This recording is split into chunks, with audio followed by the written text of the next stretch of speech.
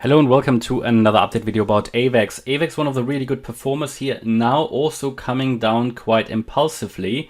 At the moment, I would say it still has some more upside potential, but of course I'm noticing here this strong move to the downside.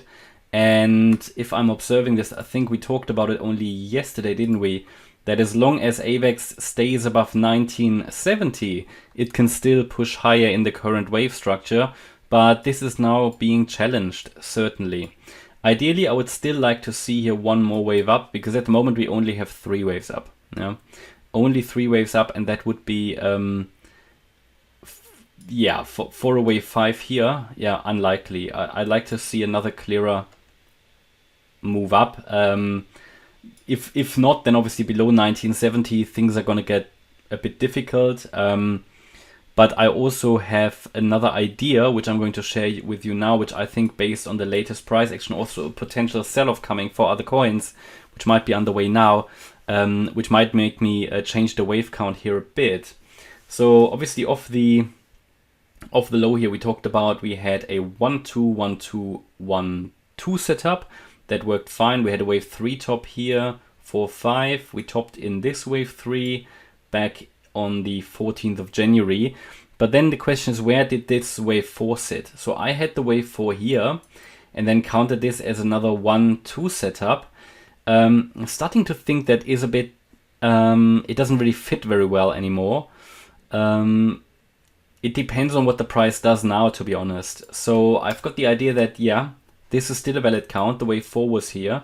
And then we had another 1-2 setup and an entry point here. I mentioned to you in the previous video I would move up my stop loss to secure some profits, which you can still do if you entered here, but it was a really good trade.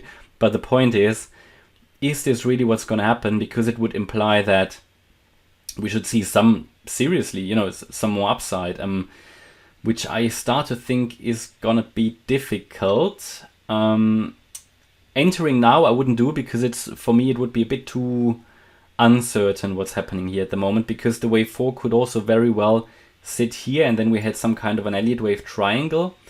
If that's the case, let me take the subwaves out, otherwise it will get a bit too so.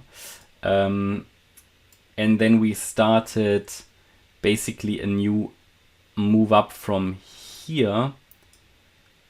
No, not here, it should be here, shouldn't it? So where we had the wave 2 low, this could also have been the wave 4 low.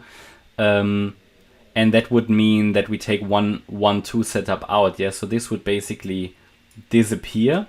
And I just had here an ABC structure, basically a running flat, and we're now moving up. And that would just need one more wave up. I think to not show too high targets here, which I think are going to get challenged now, I'm going to leave it like that and say it would still be my preference to see one more high. Below 1970, it will get really, really difficult. But again, strictly speaking, a wave 4 can go in, all the way down here to 1880. Only then we're cutting into the wave 1 price range, and then it will become a very unlikely pattern. It could still become an ending diagonal by all means, but I think it's going to get difficult. It's going to get challenged here also in the coming days. So anybody who doesn't like uncertainty could take some more, temporary profits or whatever. I think it still has currently way to go. But at the latest, I think if it goes back into this channel here, into this wedge, we're gonna, it's probably gonna then come down in a wave 2, and we have to find a way to count this as complete.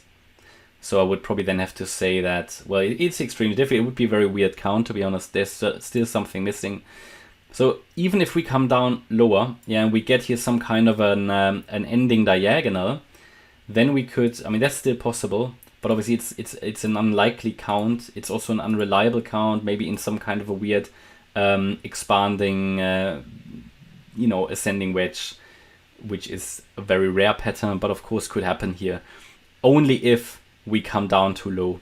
And then it's getting a very unreliable count, okay? And then I would try to stay away from it until we have some more clarity and have a clear impulse. Okay, and that's my update about AVAX. Obviously, as soon as we have the 5th wave, or we have clarity that we are coming down, I will specify the support area for a wave 2, because there are currently some coins for which I already gave wave 2 entry areas of the anticipated correction, which is now starting, or seems to be starting. AVAX might get one more high here. But as soon as we have clarity, I will give you an entry. It's a bit too early for that because this could still push once more higher, right? Again, it's a bit too early. Also, if I am, obviously I could try to refine that trend line here.